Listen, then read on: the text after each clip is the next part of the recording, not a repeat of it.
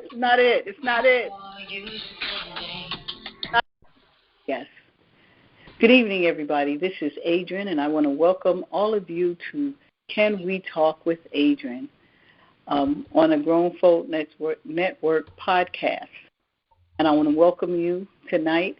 We have an interesting topic. We have a special guest, and I'm excited for him to come on.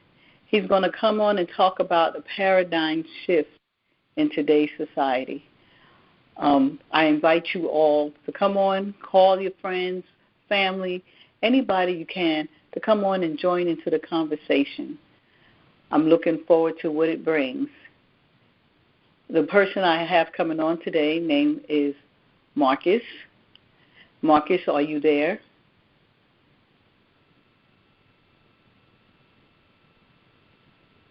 Marcus, would you come on and introduce yourself, please? I'm here. I'm here. I have to get off of mute. Okay, off of mute is a good thing. Slow when it comes to that, but I'm here. Okay, and I need to ask you to speak up a little bit or turn your phone up a little bit so everybody can hear you. This is going to be a... Okay, how's that? Excuse me? Can you hear me? Can you hear me? Ibadne, you still there?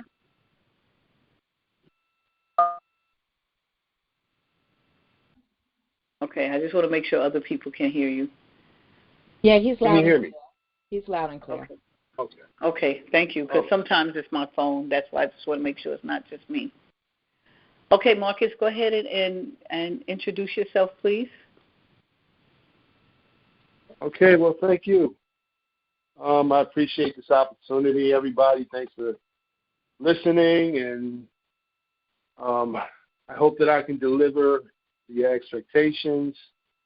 Tonight, something to get you thinking. That's all. Tonight's just an introduction. I'll be touching on a variety of different subject topics, but not really going into depth into just one. So tonight's an overview, it's an introduction, but what I will ask, I'll ask this for those who can do this. Grab a pen or a pencil, a marker or a crayon, some paper, get ready to take some notes, because we're going to have a little fun with this tonight too. Okay, so I'm not just going to lecture, I'm not just going to talk, but I want to make this interactive. So, participation, our class is now in session, and I'm going to give a little bit of background about myself before I start. Okay. So, my name is Marcus. I live in the city of Newark, New Jersey. I've lived here for basically all my life, since the early 70s. I was living here just as the riots ended in the city of Newark, and the political face of the city had changed from ad initio to American Gibson. I moved here with my mother. She was a single mother, and she worked, and she supported us. I've been educated here in the city of Newark, Chancellor Avenue School. I grew up in the Wheat Lake section.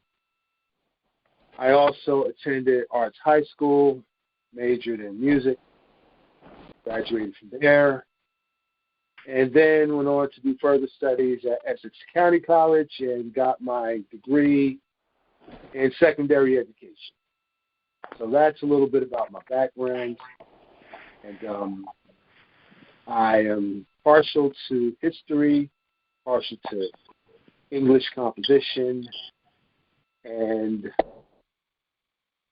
by nature, within my heart, I would be considered, I guess, an educator, but I'm more of an informer.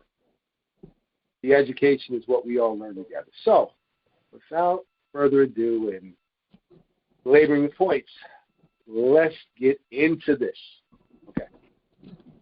So tonight, what are we talking about here? Well, I want to let everybody know where I'm coming from.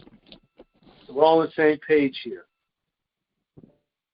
Bottom line message that I'm putting out here, and from this point forward, will be based on some things that affect us as a people, whether we be disabled with challenges. I don't really like to say disabled, but of course that's the common usage of our term. But whether we're disabled with some type of challenge, or whether we're not disabled according to what we all know to not be that, and we still have challenges.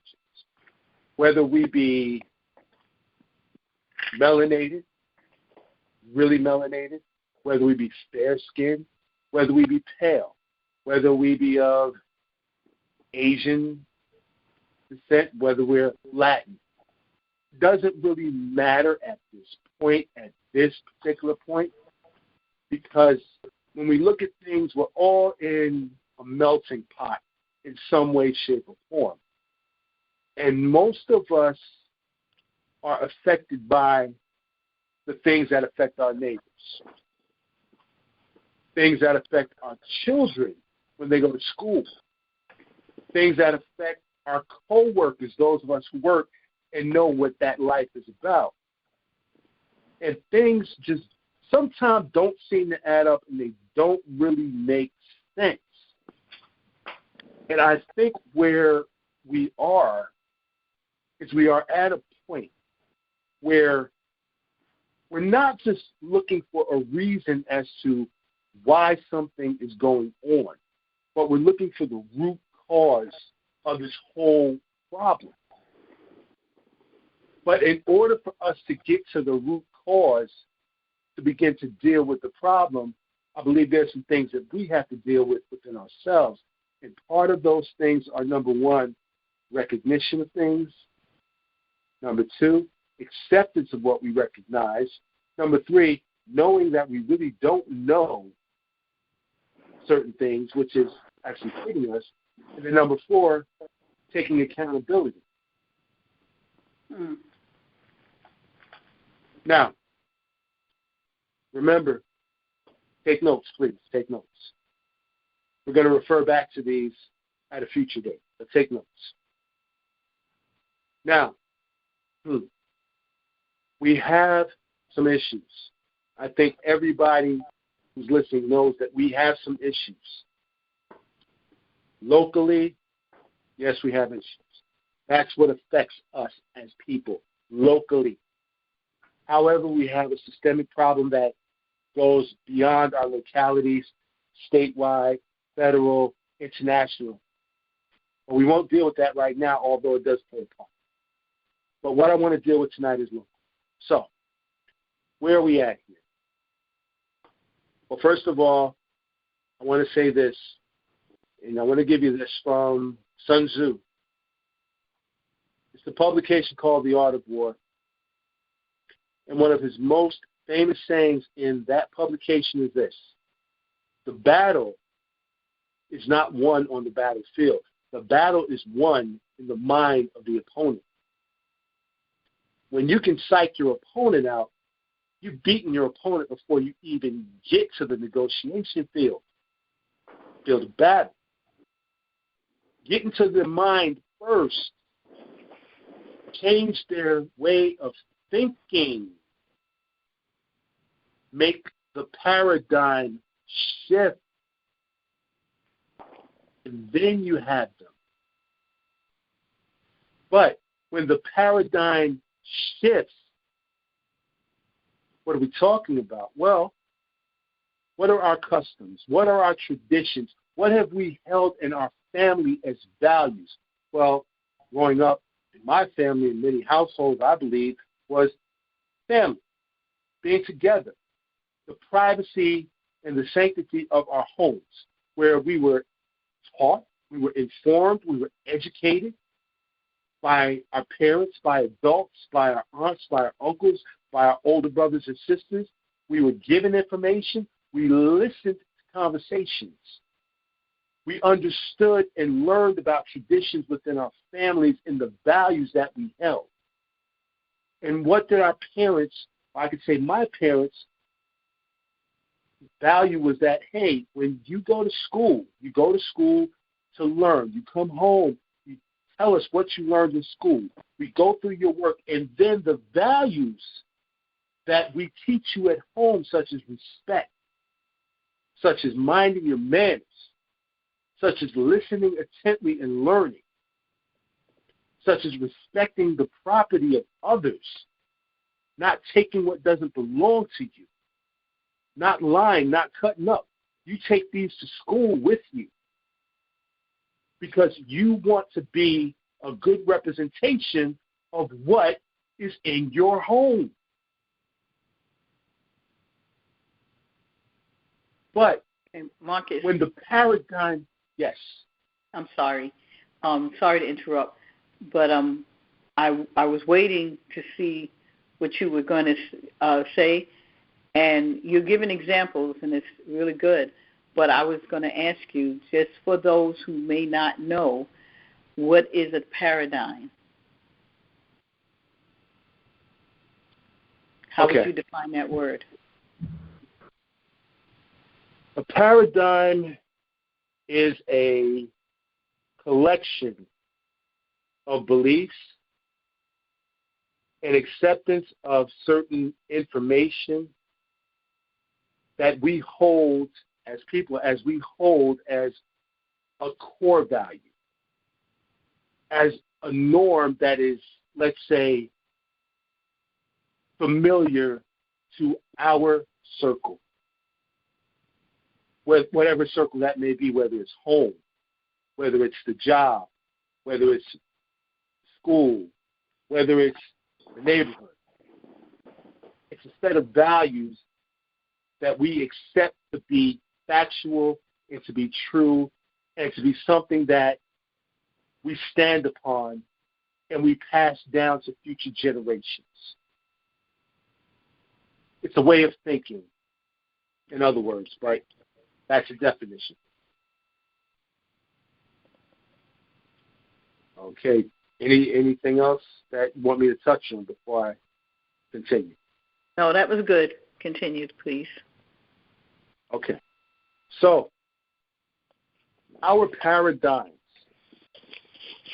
what we think of, what we hold true as our values, our traditions, our customs, something that means something to us, that we pass on to, as a legacy to our future generations, sometimes has a way of being distorted. And we see it every day. There's rhetoric,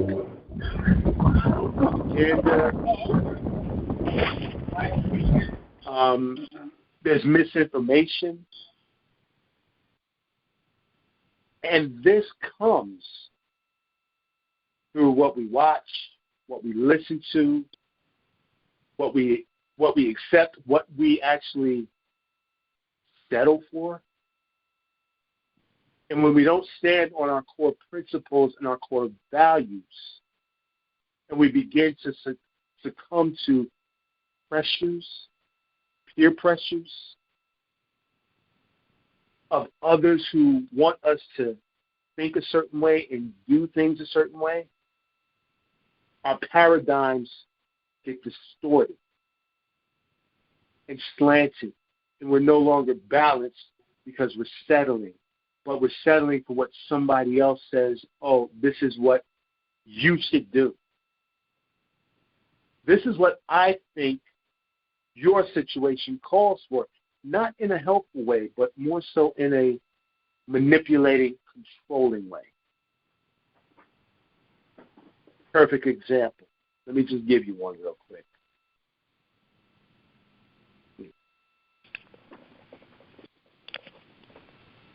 When there are situations that occur and, let's say, people are taken ill,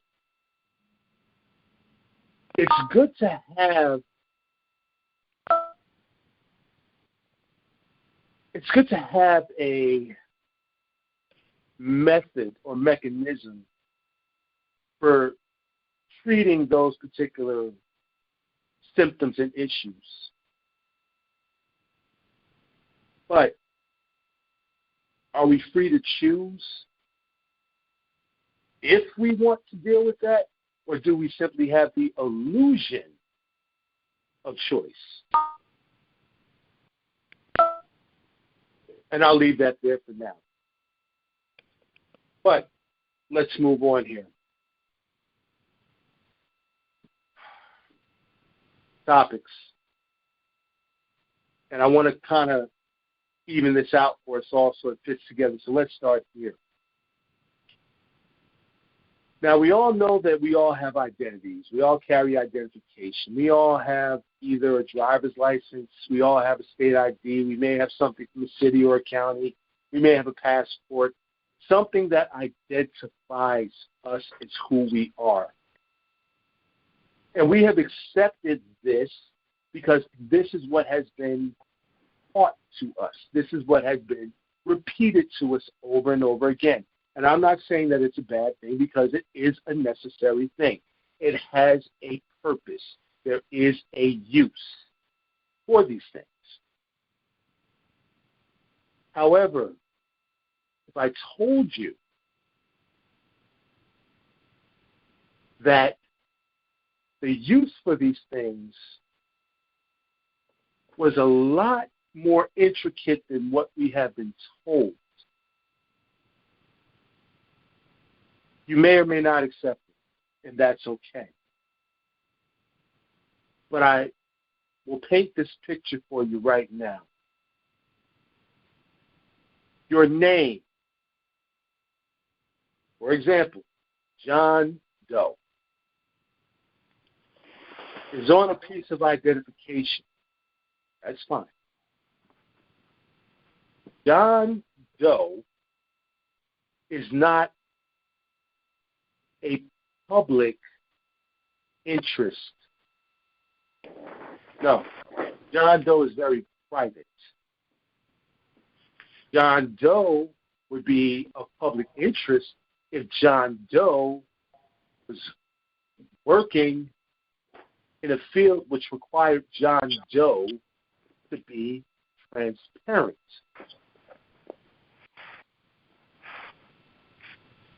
Okay. What do I mean by this? Okay. People we elect to go into public office, they all use their names. John Doe, Jane Doe, Henry Doe, Susan Smith. Everybody uses their name, their given name, because they cannot conceal that. They have to be transparent.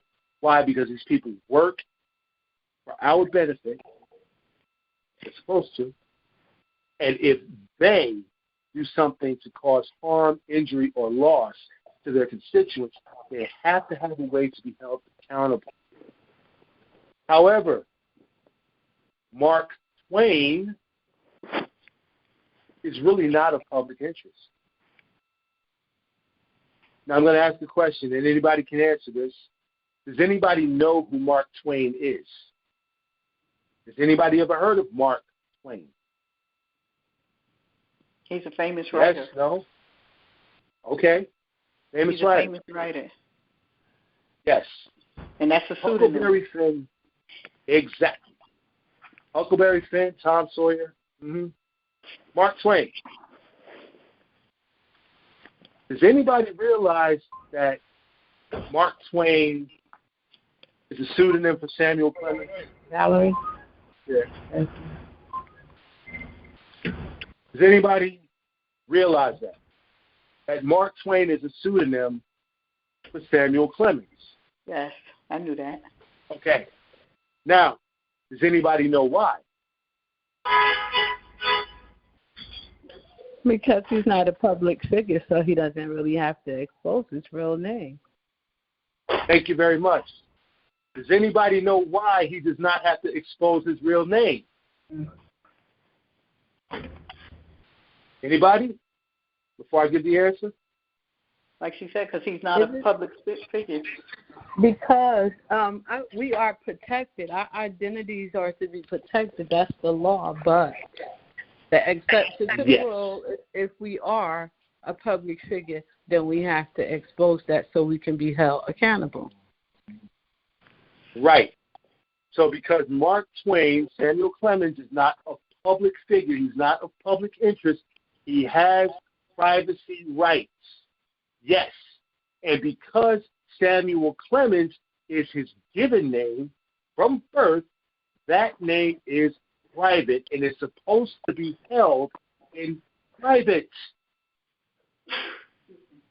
The problem is our private information has been exposed in public. And according to law, when you mix public and private, you have a problem. It's a violation to where now we can be punished for it, which is why we're treated the way that we're treated at times. I'm just going to put that out there. Now, with that being said, the protection of that information comes by way of HIPAA. Because your name, as well as everything else about you, is in your very first medical record, which is a record of your birth. That is everybody's very first medical record. That's your origin. Your birth contains your name, your weight, what your length was, your eye color, your hair color, whether you were male or female. It's all recorded, and it's all kept private. And if anybody remembers this, when you try to get a birth certificate or you try to get a copy of your very first medical record, they don't make that public. You have to have certain identifying documents in order to get access to that information because it's held in private under custodianship laws for protection purposes, which now means that your private information is supposed to be held in private. You really don't have to put it out in public unless it is required to be put into public regarding some activity that you will be involved in.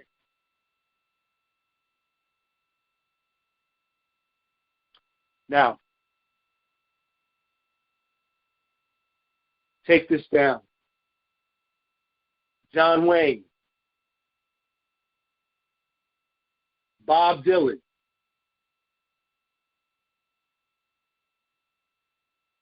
Stevie Wonder,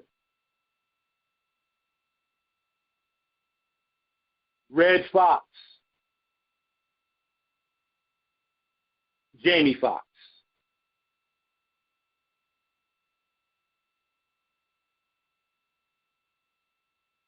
I want those of you who can,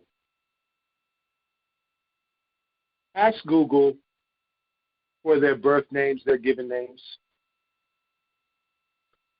And later on in the segment, those of you who found the answers, you can share. But what I'm talking about here with regard to privacy and the way that we think and what we know and what we don't know is the issue that we have. It's not so much an issue with the people we put as our representatives, although that is an issue. It's not the root problem. We do have a problem with some enforcement agencies, some other governmental agencies, and basically our neighborhoods and how they are and the activities that happen and what's going on there. But the root of the problem is not what is going on outside of us.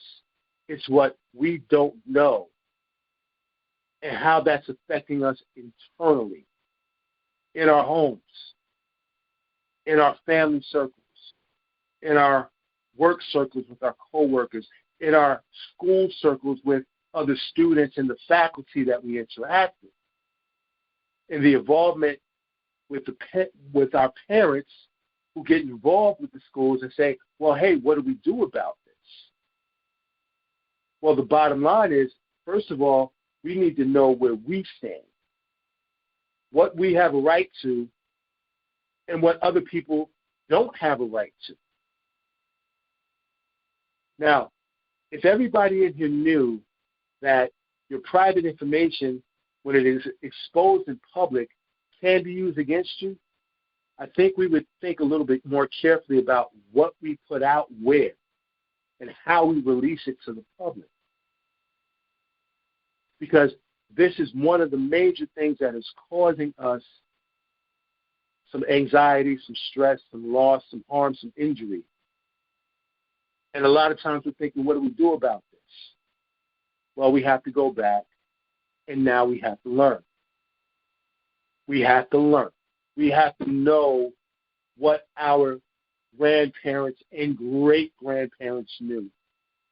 That somehow maybe skipped us, maybe we didn't get it, maybe we were distracted with something else going on, maybe we had too many events take place, maybe there was some catastrophes or crisis that happened, but what's really going on here? Why is everything in an uproar? Why do we have turmoil everywhere? Why does it seem that our representatives seem to care more about what's going on in other places than what's going on right here in our home turf?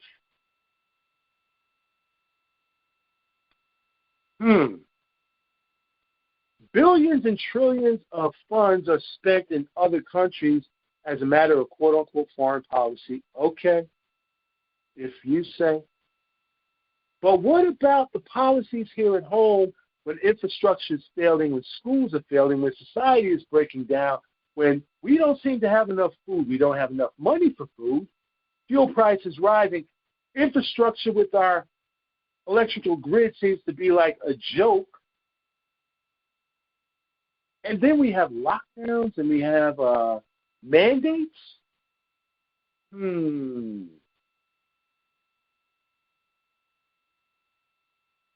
Are we really free to choose, or do we have the illusion of choice? And if so, could it be that what we don't know is what's causing the problem? The fact that, number one, we have a right to privacy, but number two, when interacting with those who are supposed to be our representatives, they have to be our ambassadors, not our dictators, not our bosses, not the ones that say, hey, here's what we're going to do, and dictate, well, this is what we're giving to you all. But wait a minute, we decided to put you all in office to represent the interest of your constituents. True. But we're in office now, so this is what we want to do, and we're going to do this, and that's it. I think that's flipped upside down, turned around, inside out, and every which way to loose. As a matter of fact, I know it is. It's not supposed to be that way. Where does it say that? In their indenture. What indenture is that? Every state constitution. We don't know these things because we haven't been pointed to these things as what is the problem, what is the missing link. It's information we haven't been made privy to. These people that we elect, they get into office, but what binds them to do their jobs? What binds them to be transparent? What binds them to take the interest of their constituents and move based on that rather than doing what they want to do based on how much a lobbyist goes up to them and says, hey, I'll give you this for this. What binds them other than a bond that we never see, an oath that they take but we can't seem to find? Well, number one, the constituents cannot just be grouped together as a bunch of individuals. That's not the way that this is supposed to work. The way that this is supposed to work is our communities are supposed to be bound together as one entity, sort of like a business, but where everybody has a stake in what goes on in your town, in your neighborhood, in your community. In other words, sort of kind of like a co-op, where everybody comes together and everybody says, we're in the business of this. We're in the business of improving and enhancing where we stay. We're in the business of our own infrastructure, making sure that in this particular area, in this particular city, we all have what we need, whether it's clean food, clean water, good government, clean air, housing, affordable prices, living and prevailing wages. We all have the power to do this, but we can't do it as a group of people who are all individually vested in what they want. This has to work together as fingers connected to a hand. Once we close that hand, we all form what? A fist. What happens when you hit something with a fist? It causes more damage than if you try to poke it with one finger. These are things that we haven't been made privy to. We don't know these things. The other things, well, identifying documents. Well, we say, yeah, we need some form of ID. Sure, we do. Well, if we get identification, we say, well, I can't drive, so I need a state ID. That's fine. Well, I do drive, so I need a driver's license. That's fine. But that is making yourself transparent for a purpose that if we research this and we pull it up in the motor vehicle code, we'll see that when you drive, yes, it is defined as a commercial activity or a commercial endeavor. Now, I'm not going to argue that point or belabor it. I'm just going to tell you what it is, and it's there. It's in Title 49 here in New Jersey. In other states, I don't know. But it is identified as what it is. So that's not going to change. We really can't fight that. But what is the option that we have? Well, there's this travel document called passport. That passport is issued as a travel document and as valid identification that, number one, you can use it when you get behind the wheel of a car. And you do not need to produce a driver's license to go along with it. Don't believe me? Go look it up. Yes. And with that passport, it only binds you to the rules of the road.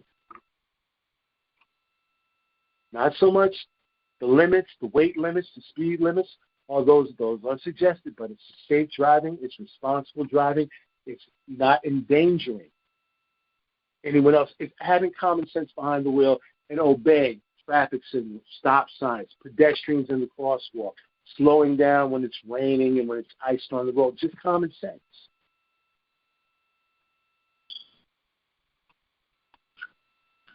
These are things we don't know. Things we don't know.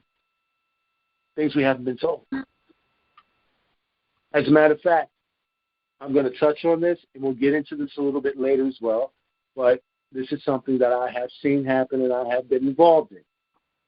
We say, well, we don't have enough money, our jobs don't pay us a prevailing wage, which a lot of them they don't. They don't give us a living wage. They give us a mediocre wage, and, well, the others is obvious. You have to work 2 and 3 jobs to make ends meet. However,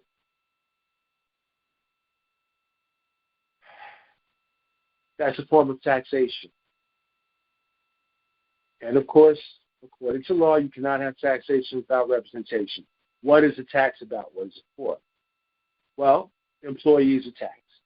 Bottom line, you make a wage, you work, you punch in, you punch out. Okay, there are taxes associated with that. However, what we didn't know and what we weren't made privy to is everything that we are taxed on is not necessarily called a tax. It's called an investment. Why is it called an investment? Because in America, according to business terms, there is no such thing in this country as money anymore. That was gold and silver coins, which we have not seen the likes of since over 100 years ago. Does it mean that we don't have cash? No, we still have cash. We can spend. We have credit. We have debit. This system works on that. Debits and credits here in America. It does. You can see the debt clock. It tells you how much debt there is. Yeah, trillions. You know why there's trillions of debt? I'll tell you why. Don't have to believe me, but you can look it up right on the Debt Clock website, because debt is considered to be value in this country, because there's two sides of a ledger. There's debt and there's credit. So for as much debt as there is on one side, there has to be an equal or greater amount of credit on the other side to balance the books. And because everything is debit and credit, everything here is an investment. Your utility bill, gas and electric, it's an investment. Your mortgage, investment. Your car loan, investment. Your medical, investment. Your insurance, it's an investment. And your bank deposits, investments. Your phone bill, it's an investment. Because we don't have gold and silver, so we don't have anything absolute that we're purchasing, what we are doing in this country is investing into companies that provide us goods and services. And whenever we invest, they're able to stay in business to provide us those goods and services. That's how the rotation goes, if we get it. But these are things we weren't told, we don't know. So when we believe in things, and I'm going to ad-lib, that we're told about and we don't understand, then we suffer because of things we really don't know. And is it our fault? It's not our fault that we don't know. No. But when we do know, then it's up to us to vet the information that we get, to make sure that it's solid and it's sound, and then to move forward with that information and hold ourselves accountable for whether or not we do better or we stay the same. These are all things that we don't know. But it's right there. Well, it's in books, volumes and volumes of books. And I ain't going to tell nobody to go look in volumes of books, because there's over 100 and some odd million laws on the books in this country, which is ridiculous. You'll never really get to the end of it. It's like the internet. You go for a whole lifetime, you'll never reach the end of it. You won't even understand everything that you read, but it is there. It is there. It is there. Your rent that you pay every month to stay in your apartment, in most instances, it is an investment. Can you get that back? Yes. Yes, you can. For what you pay for your utility bills, can you get that back? Yes. What about your phone bill, your cell phone? Yes. What about your internet service? Yes. You can get it all back. You know how I know? Because I've seen it, and I've experienced it myself. Yeah, you can get it back. Mm-hmm. And I'm not talking about doing this count. No. Tax forms. Simple tax forms. A little bit more than just that, but that's the mechanism. And yeah, you get it back. Because the books have to be balanced. The account has to be zero. It has to be because we have debiting. The reason why so much is put on the debt side of things is because the balance of the books has not really occurred the way that it should, because we have so many hundreds of millions of people that don't know this information. And each of those people makes more than $1 somewhere. And all of that accounting is unaccounted for because we're not knowledgeable of what is there for us to do it and receive a benefit from. So if you pay out your utility bills, you pay out your phone bill, you pay out your car note, you pay out your mortgage, and all these other things that we're investing into, what do we have to get on the investment? A return. The returns are just sitting out there. So what happens? The books are not balanced. So what happens? There has to be an inflated spending to balance the books. They're not going to tell us this.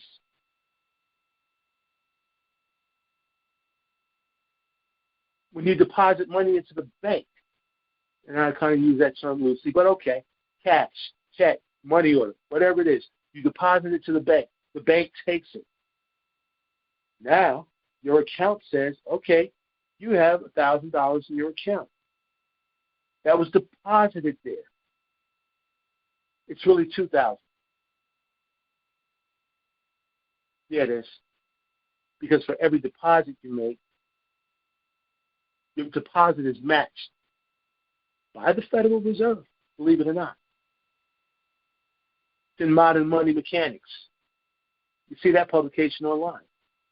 They also have it in audio. You can listen to it. For every deposit that is made into a depository account anywhere, it's matched dollar to dollar. Because there has to be a balance. Does the bank tell you this? No, not going to tell you this. Unless you bring it up and say, yeah, this is true, isn't it? Then most of the time they'll let you know that you're right. But they're not going to go out and blast that. They're not going to do that. But if you find out about it, congratulations. Now you don't have to struggle. Now you don't have to worry about where the funding is coming from because we've been that source all along.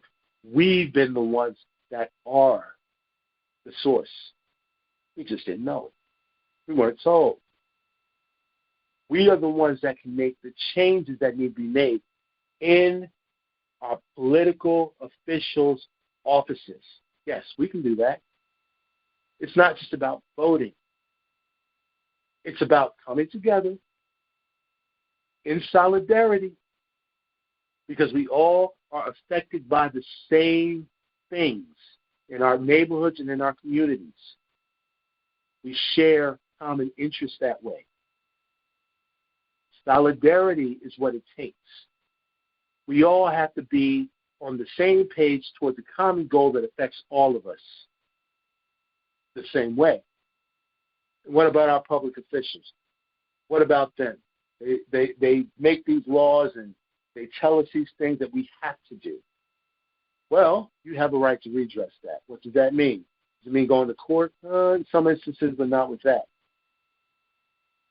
As one entity of constituents. It's called the recall election. That can be done at any time and for any reason where the constituents don't like what the representatives, the ambassadors, the emissaries, if you will, are trying to do. As a matter of fact, one just happened this year, last month, in Michigan, in a little, very small town.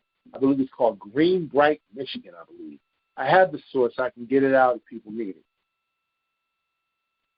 The officials who were elected decided that they were going to allow a Chinese company to come into the town, give them a whole acreage of land, over 3,000 acres, for them to build factories and put people to work. And the people in the town said, we don't have a problem with work and production and making money, but we just don't want a communist party putting factories in our town here in America. We don't like that. The official said, well, we think it's a great idea, so we're going to do it. You know what they did? They said, okay. They got everybody together. They informed everybody in the town, who were all voters, constituents, hey, this is what's going on. We're concerned. These are our concerns regarding this. Do you all agree with this or not? And they left it to a choice. They probably ran it online. They ran it as far as flyers go, and they got people to see what was going on. And the people said, okay, no, we don't like it, and let it go. Well, once they got the tallies back, which was overwhelmingly that nobody in this town wanted that, they went to the county clerk. They said, hey, here's the issue on the table. The constituents of this town do not want this company from overseas, which is a communist company, to put up factories in our town so that they can pay us wages to further what they want. We don't want that. If we're doing a recall election, when can you schedule it? They scheduled the recall election. Everybody in the town voted. Every single official out. They fired every single one of them. And then you know what they did? People in the town are in place in the office now as interim officials until they hold another regular election where the townspeople now will promote the people that they want to run for office who hold their interests and agendas. Stuff we just didn't know and maybe didn't know how to carry out. But I'm here to inform you. Hello, can I ask you a question? One moment, Dr. J. One moment. We'll get to that. One moment. Just hold the question. We'll get to it. I promise. I promise.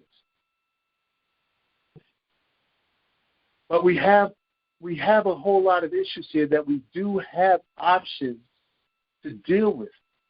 But the thing is, we just don't know. We haven't been informed. The things that go on in our schools. We can do amazing things when it comes to our children and what's put before them. If we don't like the fact that there are books that are explicit with materials that only adults should be reading and having access to, then what do? Do we go down to the school board and argue? No. Some of those people are elected as well and appointed by elected officials. What do? Well, pull our children out if we can. Say, okay, we'll have them homeschooled. What if we can't do that? Then we go straight to the school. We say, okay, here's the deal. These are our concerns as the people who are the parents of the children who attend this school under the representation of our elected officials. Now, you all have this much amount of time to get this curriculum straightened out, or we'll fire you too. Or we'll just basically pull our kids out of this school and send them somewhere else. Then who are you going to teach? Where's your paycheck going to come from then? These are things that can be done. And believe it or not, there are those out there that are waiting for this to happen. But where does it start? It starts locally first. We have to be the ones to be the solution to the issues that we have. We can't look outside of ourselves and say, hey, this person in office is going to do it. No, we already have to have it in us. And then when we decide to set somebody up into office that's going to represent our interests, we have to make sure that they know that this is what your constituents are asking you to respect and to do. Will you do this? Because when you take that oath and you put that bond on your performance, trust and believe, we will hold that bond and we will hold you to it. And if you deviate from the curriculum that we set before you, we're going to liquidate that bond. That's going to go into our general fund, our community chest, which is actually a trust fund for the community, for the constituents. Isn't it kind of funny how they put that on the monopoly board? That really does exist. A community chest is a community trust fund for the people who live in the town. Common, everyday people who are not public officials. It's there to help the communities to thrive, our legacies to thrive. But the engine has to work, and we have to get it started. All the components are there. We just need to put them together. But we have to do this in solidarity. And those who want to try to sabotage, well, there is a way to deal with that as well.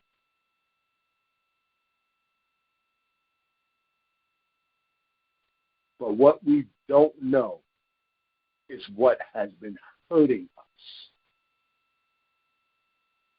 And I think it's time for us to start getting to know all about the things, the options that we have at our disposal, where we say, this is what is going to take place, and make it so. Now, it's going to be easy. I won't say that. But is it possible? Without a doubt. This takes a little bit of elbow grease and a little bit of work.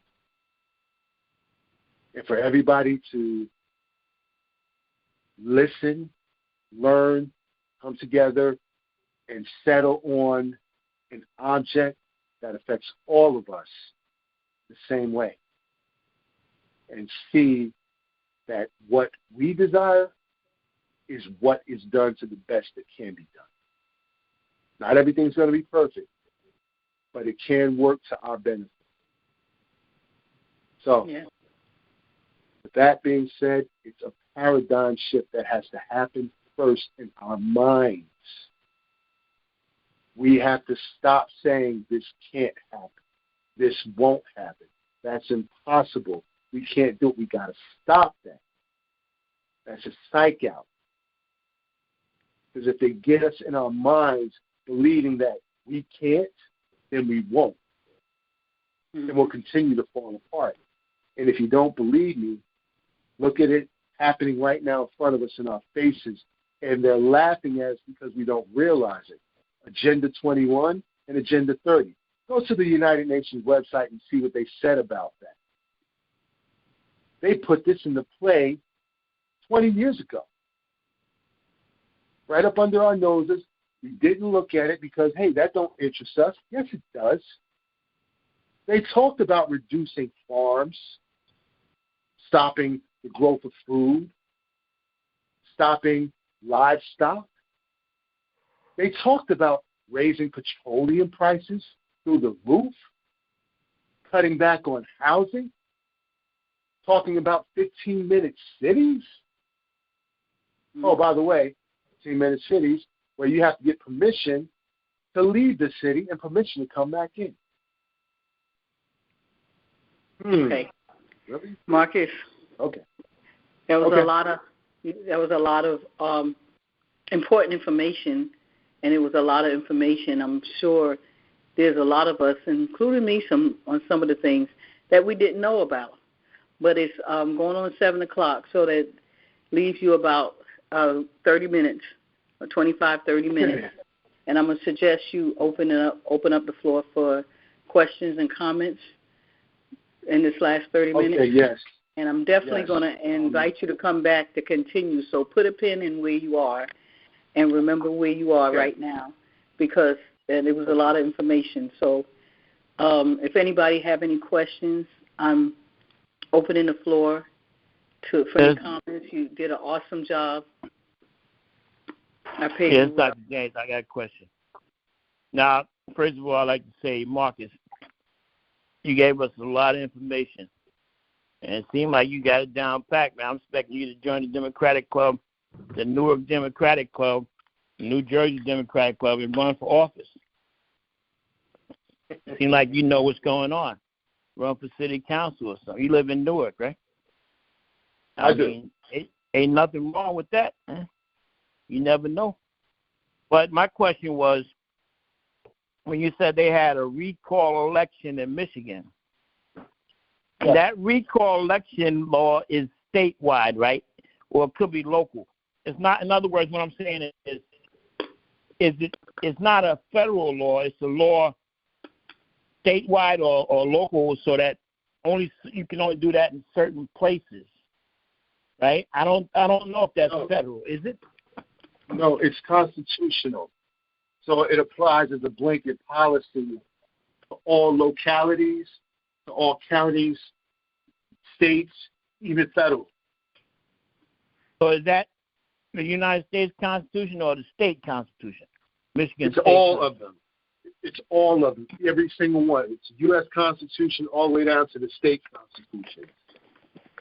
Well, then, my question is, could someone go, a group of people go to Washington and say, we don't like what Biden is doing, we want to recall election? I mean, is that legal? Well, with that, I'll tell you what I know, okay? And if anybody finds out any other information about this, to add to this, that's great. Or if information has been updated that I don't know about, please let me know. But the D.C. elections are actually supposed to be for residents of the District of Columbia. And if you don't really live in D.C. or work in D.C. or have minimum contacts in D.C., then technically, how can I say, you're really not what they would call a citizen of D.C. You don't really have certain allowances of privileges in D.C. because, see, D.C. is not a state.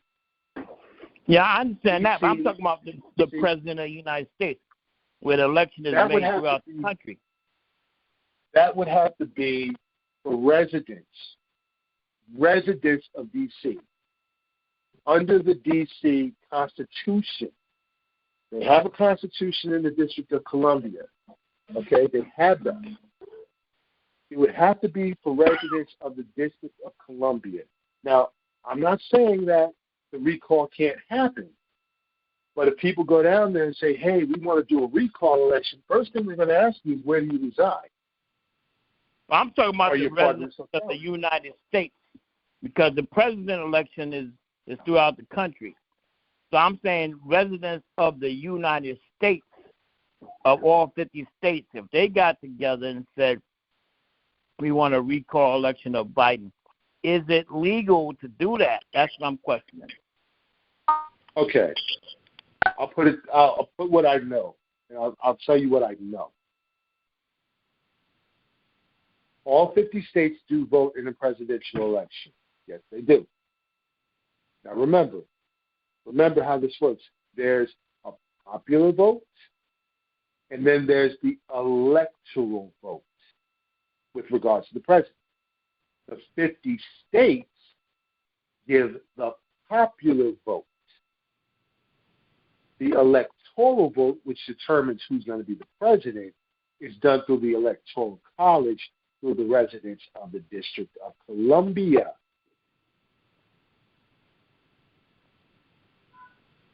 So could we actually support the residents of D.C. in doing a recall election, just like we do in the presidential elections? Yes, we can. We can support them. We can say, yeah, we will sign this petition in support of you doing a recall in D.C. And that's what I know.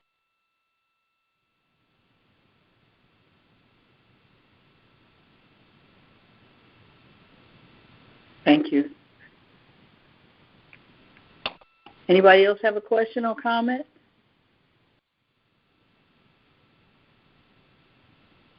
Oh, did anyone else find the given names for those 5 or 6 people that I mentioned? Bob Dylan? I have John Wayne's. Okay.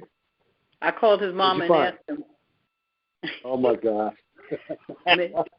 Marion Robert Morrison is John Wayne's birth name. Yes. Yes, Marion Robert Morrison. Has anyone found Richard Dawson's birth name? Richard Dawson, former host of Family Feud.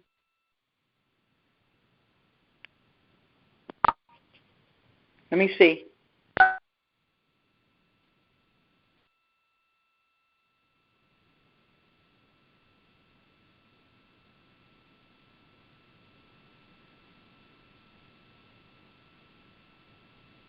Anybody can answer it. Stevie Wonder, has anyone found his birth name? Colin Lionel M. Yes. Richard Dawson's birth name is Colin Lionel M. Yes. 7:04 p.m. Anyone found Stevie Wonder's birth name? Ooh, I used to know that. Or Red Fox's birth name? Or Jamie Foxx's birth name? I used to know Red Fox's birth name. I don't remember it now. Okay. Okay. You can go look it up. Anybody else if you want to. And remember, those of you who can, keep this information handy because we're going to refer back to it and actually kind of build off of it moving forward. We're going somewhere with this. Like I said, this is interactive. So please, if you want to participate, class is in session. This is how we do it. This is our starting point. This is how we organize right here. John Elroy Sanford. That's right. Red Fox's last name at birth is Sanford. Thus his show, Sanford and Son, that was his family name in the show, Sanford. Yeah. Mm-hmm. Jamie Foxx, has anyone found his given name, his birth name? Or also Stevie Wonder. I think his real name was Stevlin. I know that part. Yeah, Stevlin, I believe it's Morrison. I can actually ask Alexa. That's what I'm doing. Yeah, I think Stevie Wonder is Morris or something like that. Yes. Morris. What Yeah, was something like Jamie Foxx's birth name? Eric Marlin Bishop is Jamie Foxx's birth name. Eric Marlin Bishop. That's Jamie Foxx's birth name, Eric Marlin Bishop. 7:06 p.m. Now, what I want to say about that and those names is all of those names that they used were names that they used for public purposes. In other words, to shield their given names, they adopted what they call a preferred name and used that in public. And according to the law, check this out, nobody is required to divulge their birth name. You don't have to do it. You don't have to, according to the law. They used to call it a stage name. A stage name, yes. Those names are for the public because it protects their identity. Because in public, there is no expectation of privacy. You can't expect privacy in public. So if you want privacy, you have to create it. And that's how they created privacy for themselves. They use a totally made-up name. I got a joke. That's why. Is that why when you go out on the street, everybody's calling themselves Mookie and Tay Tay and all that stuff instead of using their real name? I think most of them don't come up with that themselves. Their family usually gives it to them. Yeah, I know. And they just tend to hold on to that. Ray and Yep. Brother Marcus. Right. Yes. How does that tie into our public name of all caps? That's not your name. That's an avatar. That is a tool that you use to interact in public. It's like a spacesuit. You have to wear a spacesuit when you go out into outer space. When you leave the atmosphere of Earth, you can't go out there in your regular skin because, of course, you'll die. You'll freeze to death, you break apart, and all of that stuff. So you have to have something over you in order to be in that environment. That name is just that. It's a shell. Because remember, your name, your given name at birth is private. It's in your medical record, your very first medical record, which is the record of your birth. Question. That is private. Yes.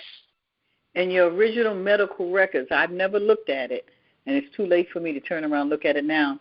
Are our names in all caps, or is it written? No. It's not. Our names are written in proper case. In my original medical record, my name is written in proper case, but in handwriting, cursive. That's how they did it when I was born, back in the time when I was born.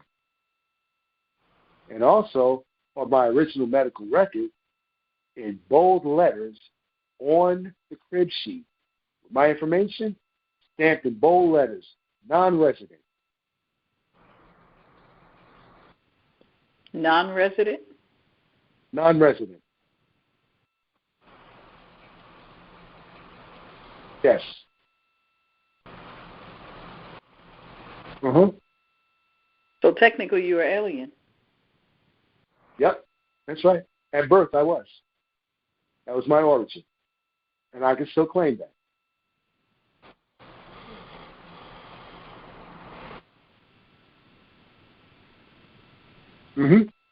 Alex. Yes. Does that qualify him as a Moor? No. Well, he's a Moor regardless if he knows it or not. That's bloodline. But the point I'm making is that, unfortunately, the government has created a system based on corporations. And right. Understand that all caps is your corporate name. And that distinguishes you from your who you really are. But a lot of people are not familiar with that information, and so the government gets away with creating that system to make you a corporate slave. And that's another topic. But my main point is simply this, and I appreciate what you're doing, Brother Marcus, but it all leads to this one question that you alluded to in the very beginning, the fact of who you are, your identity. That's where the problem lies, because of the fact that most of us don't know our true identity. We only know the identity that they have given us.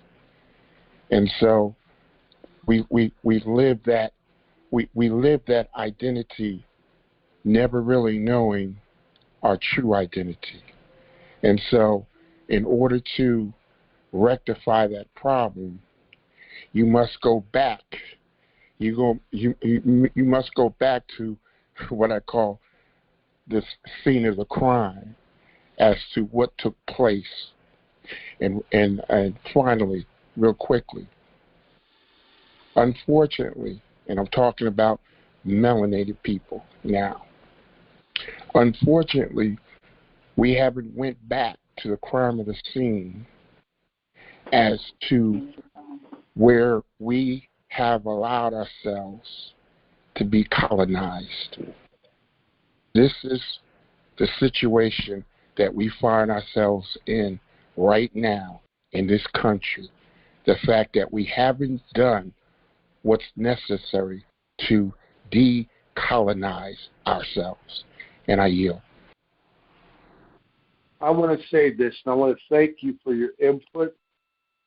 But I will say this, and this is not anything against anything that you've said or anything that anybody else, information that they have. I'm just going to tell you what I have experienced, okay? Based on what I've gathered over some time now, a few decades of learning, is I wholeheartedly accept what you're saying. And I have no problem with what you're saying.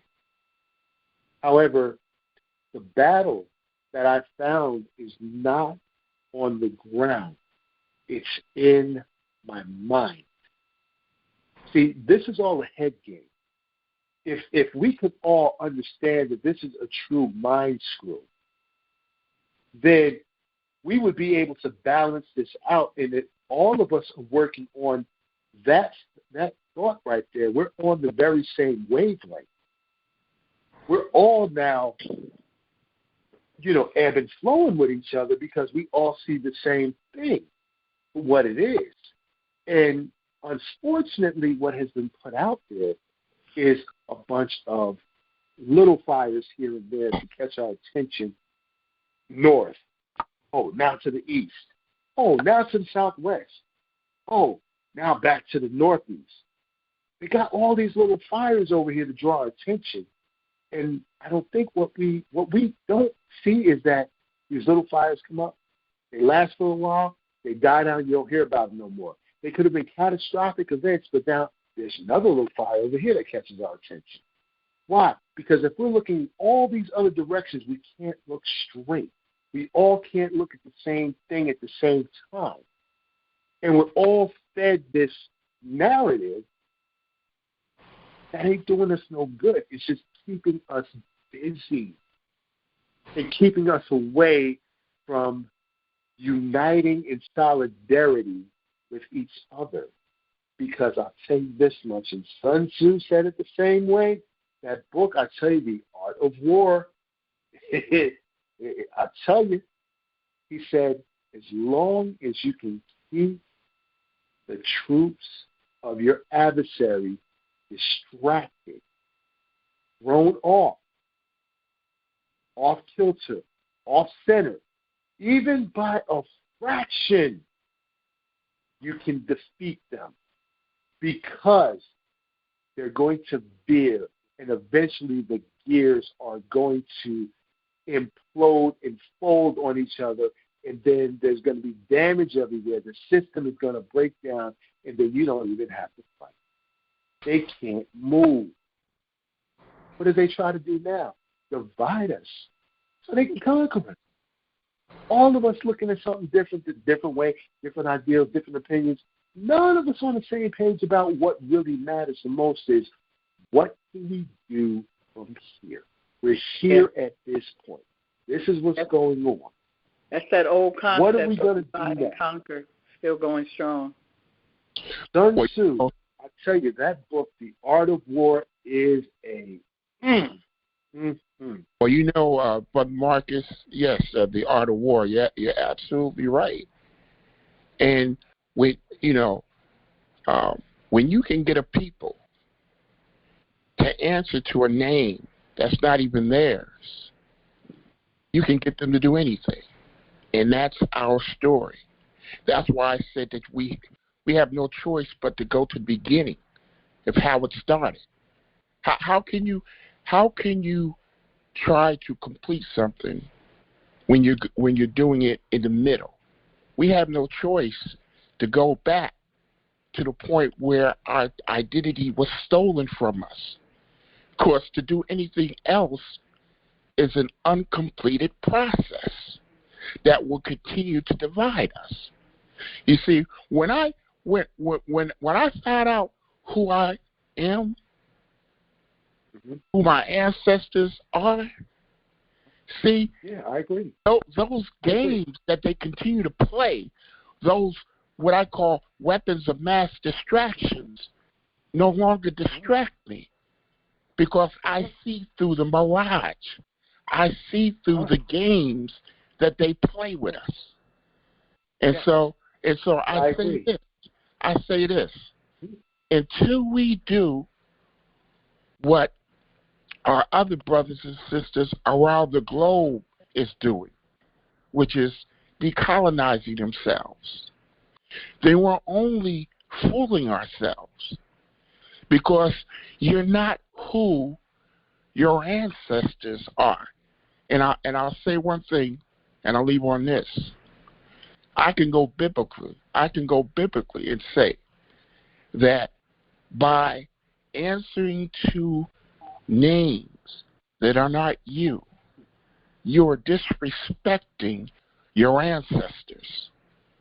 And that is a spiritual violation by being someone who you're not.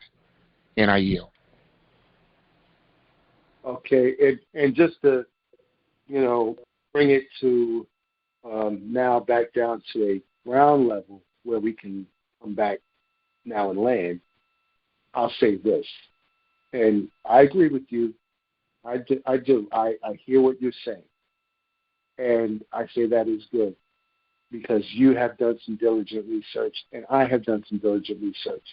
However, the difference here in what I'm bringing forth is that through information over decades of time, what I have learned is I've learned the shell game, but I've also learned the manipulation tactics, and I've also learned how to take those tactics and use them as leverage for my advantage.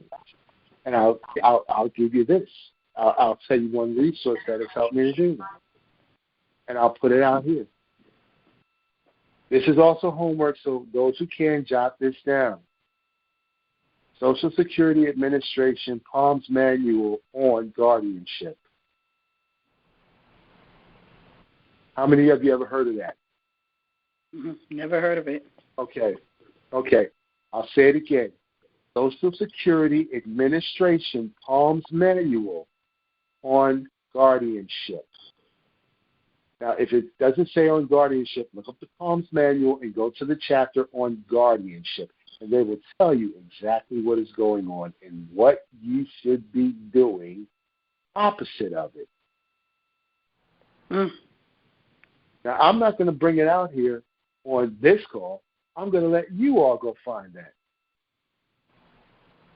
That's your assignment until we meet again. Now, does anybody else have a question before I turn it back over to Adrienne?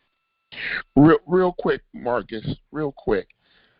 You're demonstrating the necessity of knowing the laws that governs us.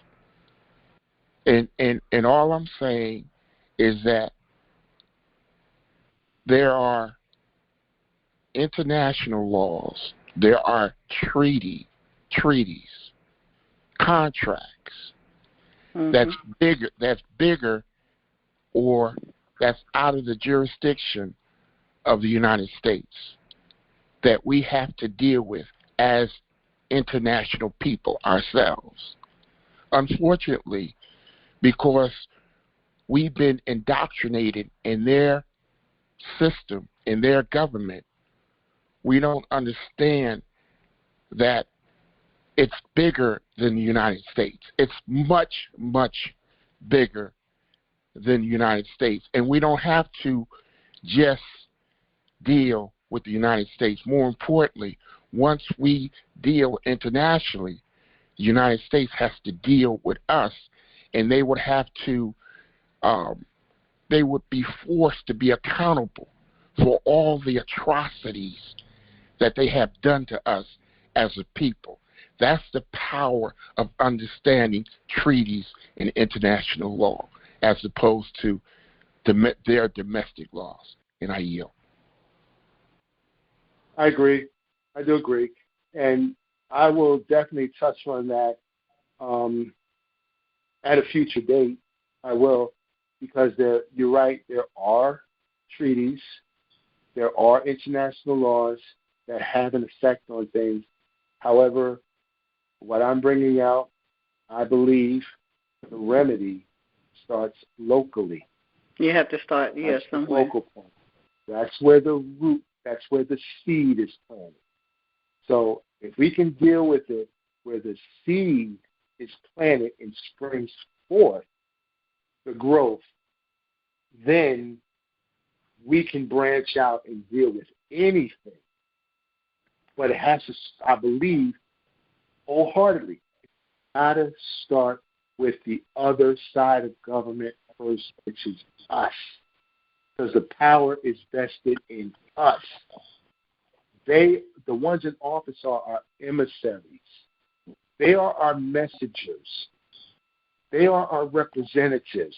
Basically, if you look at 300, Xerxes sent his emissary to the Grecians and said, hey, we want this, this, and this by order of so-and-so king. He's just a messenger. He ain't got no power. He can't change anything. But because we don't know certain things and because this is a mind screw that's going on here, we've been tilted. And we got now to come back to zero plane so we can center mass and level out. That's all I'm saying. So I agree with you because you got valid information right there. It does work in this, but we got to start somewhere first. Okay. Then we can, once we get ahead of steam, go there. And I'm going back to you, Adrienne. Thank you very much. Can I say something real quick? On that note, hold on. I want to thank Marcus for sharing his information. And I know Dr. Jamie want to say something, but I just want to know if there's anybody else, because we have about 6 minutes left. Anybody else that want to ask a question or make a comment? I just have a question. I would like for him to repeat the information about the Social Security and guardianship. What are we to look for? Social Security Administration Palms Manual. What's that word you just used? PALM? Palm. PALMS. Like the palm of your hand. Oh, Palms. Okay. Manual.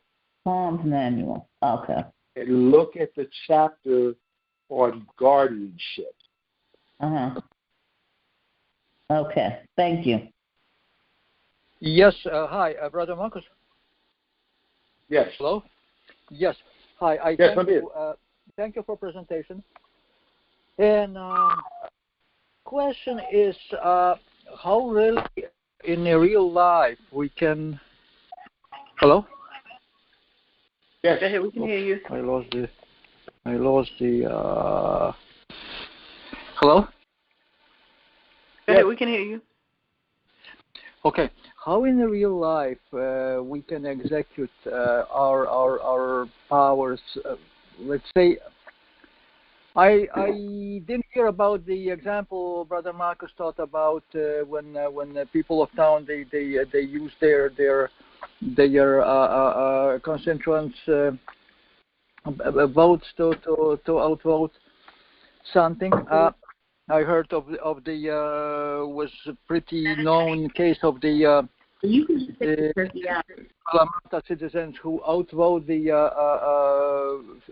cellular towers, the Wi-Fi of their area as unhealthy. But in real life, I mean, I've been living in the past under communist regime, and there used to be even elections. But the thing is, was so fictional that people like let's say animal in a cage. They know that no matter what he or she gonna do, things not gonna work. Maybe we feel up under the same spell. I don't know, but in the real life, let's say how if we can outvote by let's say the people who support corporations who support the atrocities in Palestine, who supply. Okay. Yes, I understand your question. Let me offer this to you. I'm sorry, I don't want to interrupt you. I know we're short on time here, so I'm gonna offer. Sorry to yeah. No problem. Everything that has come out here tonight, please, everybody who can and who has heard and has the ability, please make sure you have notes jotted down. Okay, I will send some resources out regarding that election. That just happened in Michigan, okay? It's actually in a known newspaper. I'll get the publication, but I also have a video that covers the whole topic. It does actually refer to the publication. That's the national publication. It's actually a real thing. And they'll give you all the details of what happened. But before we even go there, I just want to let everybody know, your mind has to shift. You have to have a different point of view regarding the normal things that we've all been doing, because it's not a great point. Yeah, we have to think differently now. So it's not that we go out here and do this. The first thing you have to do is start to retrain your mind, because we've been under the spell for a long time, and now we have to actually take this information and start to deal with it so that we can start to center ourselves again. Then we can go forward. Okay? Mm-hmm. So we're going to deal with this when I'm on next time. We'll revisit some issues individually, but we'll do a recap, and then we'll move forward. And I'm turning it back over to Adrienne. Okay. Thank you very much, Marcus. I appreciate it. Very interesting, very informative, and I'm sure when you plan to come back and we want to talk about that people will have some questions in place, because you give a whole lot of information and give people things to talk about, to think about, and I love it when we can leave people with something to think about. I'm going to ask you. I mean, you want to come back, you want to keep the trend and do the third Friday of next month, or you want to come back sooner than that? Well, let's keep the trend, unless, of course, if for whatever reason you're unavailable and you want me to fill in, then I'll be more than happy to fill in, and we can do a impromptu thing there. But third Friday works for me at this point. Okay. All right. Now, thank you again. And just sorry to interrupt you. A quick question to Brother Marcus, not related to the show. I wanted to ask. May I? Would you want to share your information? He wants to talk to you, not related. Yeah. Okay. Oh, I thought you were asking. I'm asking Marcus if that's what you want to do. Okay. Yes, please. Marcus? What is he asking now? He wants to talk to you outside the show, not related to the show. Okay. Let me do this. I will get your information. I believe that maybe Forrest may have it. Yeah. And my name is Vito. My name is Vito. Okay. You know, just okay. quick question, not to waste everyone's time. No, it's not a waste. Questions are not a waste of time. No. I'm saying to the show and other household, let's say, chores to do before another show. Quick question is I heard or you, I think you yourself been saying on John Monroe's show, I think that you have a device of protecting you, shielding you from Wi-Fi. I would like to find out more what is efficient, what is because like there are many devices on the market, but people advertise respectively at mine is the best, of course, and that sort of thing. So what is practical? What I believe you may, before purchasing one, you probably did some research. Okay, I'll make that information available on the next show with John Monroe. I'll be on there. I'll make sure that I make it available there. Great, I appreciate it. I highly appreciate it. Thanks a lot. Not a problem. Once again, Marcus, thank you. Thank you very much. Thank you for having me. I appreciate it. For coming on Can We Talk with Adrienne. And if no one else has anything to say, I'm going to have to break it down. And I wish who played the music for me coming on? Was that Ibadne? Yes, ma'am. Okay. Close out with that, please. But Can We Talk? And I thank you again. And you can stop the recording now. And I pray everybody have a wonderful rest of the night.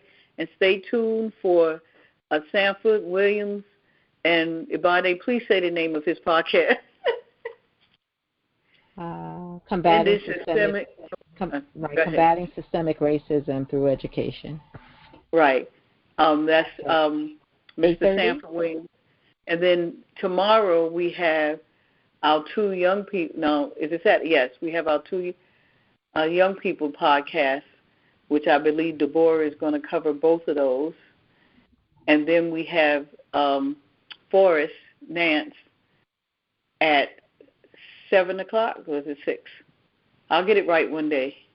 6 p.m. Forrest. 6 p.m. on tomorrow.